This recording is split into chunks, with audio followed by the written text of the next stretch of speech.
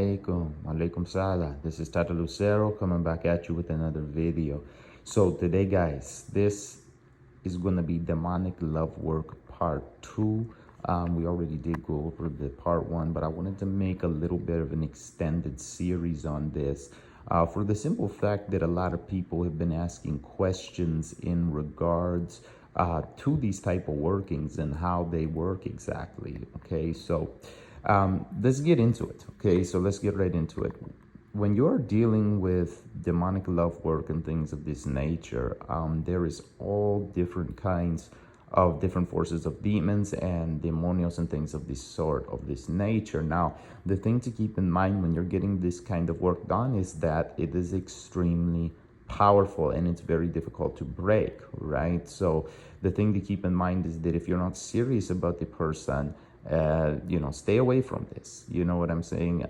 But if you're somebody that is, serious about getting a particular lover back or something of that nature, then I would absolutely recommend to go ahead with it. Now, with that being said, getting into demonic love work, what is it and how does it affect the person you're placing that work on, and how does it affect you? Now, when it comes to the target, many people have different types of reactions. Some can stem from simple obsession in the initial beginning phases, which means the person, they just cannot stop thinking about you. They cannot get you out of their mind. You are all they think about.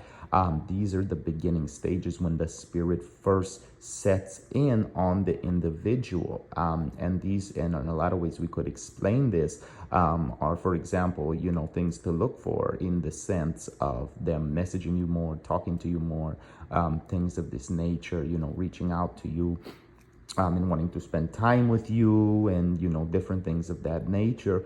Now I will say this, when it comes to this is only the beginning stage. These obsessions turn into a very dark desire. It gets to the point that the person cannot live without you. You're all that they think about. You're all that they live for. Okay, so guys, this is something to keep in mind.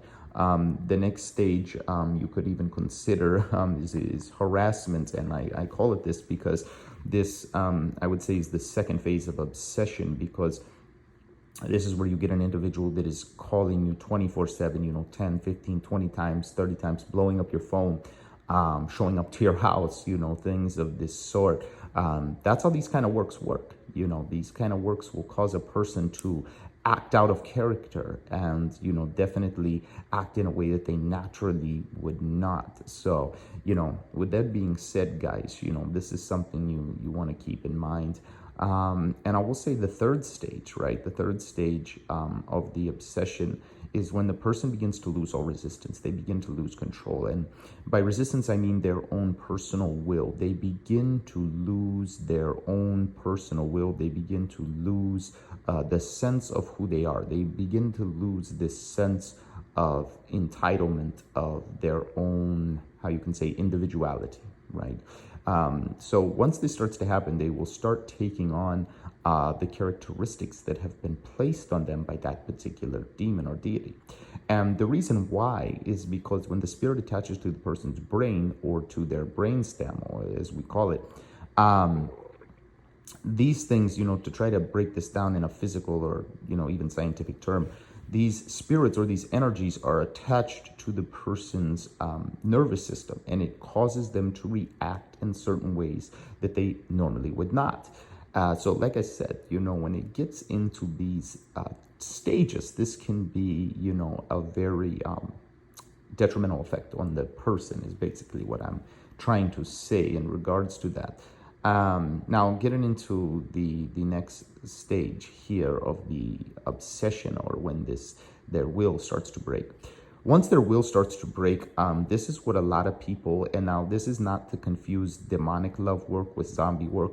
There is a similarity, and the two types of work can be crossed in certain ways if the person knows what they're doing, but that is a topic for another video, and I am going to have a video on this coming up in the next video. But getting back to it, guys, when you place the demon on the person, right, what ends up happening is their mind it deteriorates. And once their will, like I have stated, it breaks away, the will of that demon or that deity or that force, right, begins to take over. Okay, now how are they going to act, many people will say, or how will they behave? Well, that is definitely a case-by-case scenario, but normally they will start taking on characteristics of that particular demon or that particular force.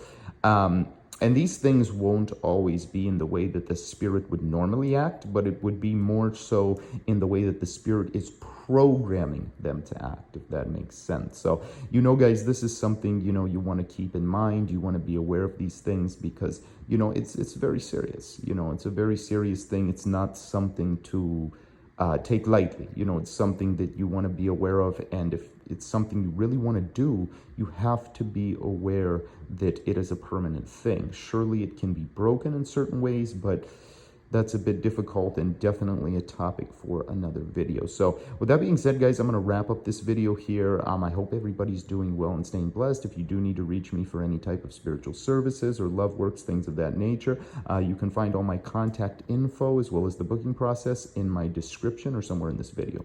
But thank you guys for watching. Make sure that you do like, share, and subscribe. And that's all for now. Salam alaikum. Alaikum salam.